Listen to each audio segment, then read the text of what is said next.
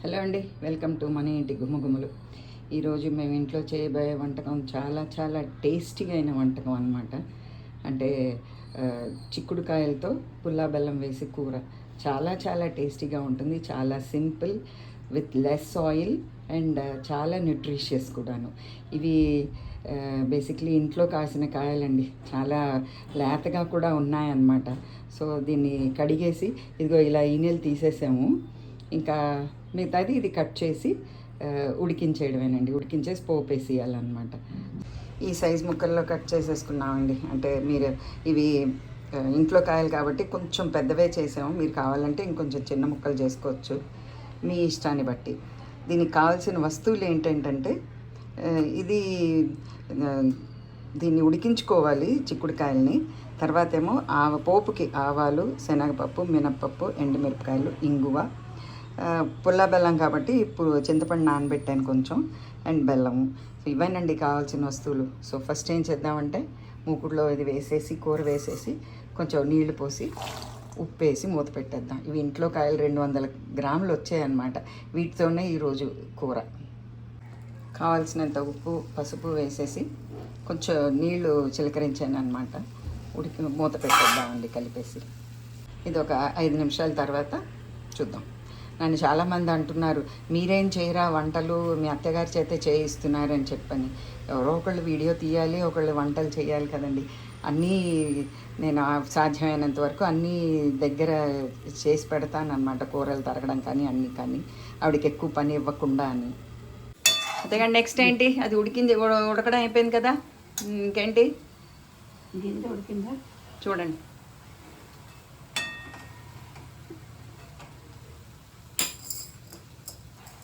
కుక్క పిసురు నీకు తర్వాత ఏమో పులిపేద్దాం. అయితే ఇది వేసిస్తారా? ఒకసారి ఉడకని అది కొంచెం నీళ్ళు పోయానా? నీళ్ళు పోయాలి.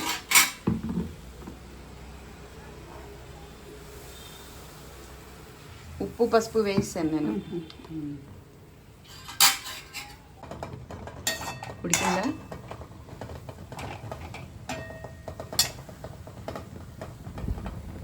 అయిపోయిందా? ఇప్పుడేమో చింతపండు నీళ్ళ అదిగో గుజ్జు తీసుంది. చాలా ఇంకొంచెం కావాలా? సరిపోతుంది, లైట్గా ఉంటుంది. కొంచెం కావాలంటే కూడా ఉంది. అంటే ఎందుకైనా అని నేను తక్కువ తీసా.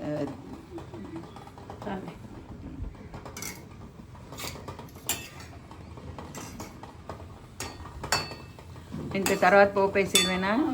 బెల్లం ఇదిగో, ఎక్కువ బెల్లం తీయలేదు. ఆ పులుపు తగ్గట్టే ఉంటుంది. అదే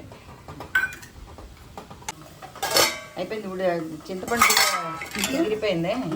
ఓకే, దీన్ని తీసి పోపు పెట్టాడు అంతేనా? సో ఇప్పుడు నెక్స్ట్ పోపా ఎంతో 2 స్పూన్లు వేసారా?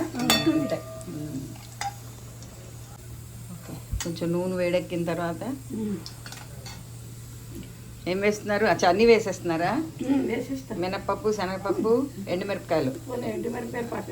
ఓకే, తొందరగా వేగిపోతుంది.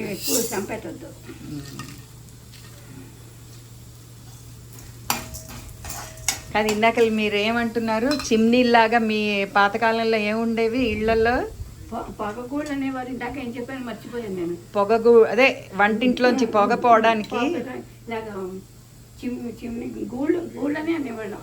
పొగగూళ్ళు ఇలాగ పైన ఇలా పెట్టి ఇటీలు దూరంగా పెడితే ఈ పొగ పైకి వెళ్ళిపోయేది.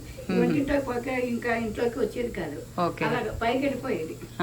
పైన మేము వెళ్ళి ఆడుకుంటుంటే మాకు పొగ కనిపించేది. సో ఇంట్లో ఇప్పుడు ఇలా పోపులు ఏమైనా చిమ్లీ కాకుండా ఇల్లు కట్టేటప్పుడే అది కట్టారు అన్నమాట.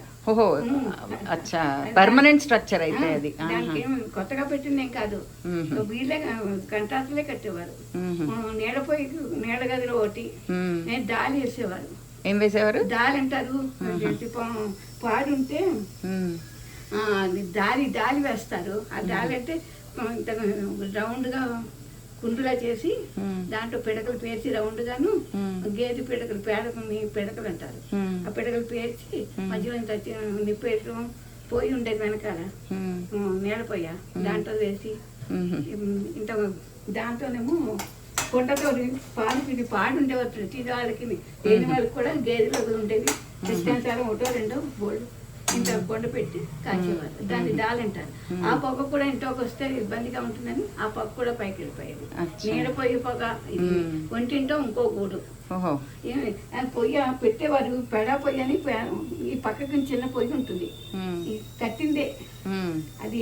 ఇలాంటి స్టవ్ కాకుండా పొయ్యి దీని మీదే ఈ పక్కన ఇలా ఉంటుంది అనమాట. దీని మీదే కిందనే నేల మీదే ఈ పొయ్యి రెండు పొయ్యిలు ఉంటాయి. ఈ పక్కకి ఇలా గూళ్ళ పెడతారు పొయ్యి దగ్గర పెడితే ఈ పొగ దాని మీద మా పప్పు అలా ఉడుకుతూ ఉంటుంది. ఆ పప్పు అలా ఉడుకుతూ ఉంటుంది. ఇక్కడ కూర అన్నం పులుసులు ఇవన్నీ అయిపోతూ ఉంటాయి. ఈ సగకాయ ఎంతసేపు ఉడికినంతసేపు పప్పు నింపాదిగా ఉడుకుతూ ఉంటుంది. అంటే ఈ సగ అటు వెళ్ళి పక్కకు వస్తుంది, పక్క పొగ మంటము దాన్ని తగిలేది, అది నింపాదిగా ఉడుకుతూ ఉండేది. అది ఈ పప్పు అన్నం వంట చేసినంతసేపు ఆ పప్పు మెల్లిగా పప్పు ఉడికేది. పప్పు లేకపోతే ఇంకోటి తర్వాత వాళ్ళ ఇష్టం, పర్వాలేదు. అలాగనమాట. ఇంత ఐడియా ఇంత ఇది చేసేవారు వాళ్ళు. ఆవాలు వేయిస్తారు, కూడా వేయిస్తారు. ఈ పొగ అంతా పైకి పడిపోతుంది అన్నమాట. మామూలుగా పెంకుటిల్లు ఇవి ఉంటే మామూలుగా ఈ చూర్లు ఉంటాయి కదా, ఖాళీలు ఉంటాయి పెంకుటింటికి అని పార్క్ అని, దాంట్లో వెళ్ళిపోతాయి. ఈ డాబా ఇల్లు మేడిల్లు అయితే ఇలాగా చిమ్నీలా అలాగా పొగ్గొట్టం ఉంటే గొట్టం కాదు, గూడు గూడులా ఉండేది. అయిపోయిందండి, వేయిస్తారు అన్నీ. అవి ఆవాలు కూడా చెప్పట్లాడుతున్నాయి. ఇంకా కూర వేసేవి వాసన అయితే బాగా వస్తుంది.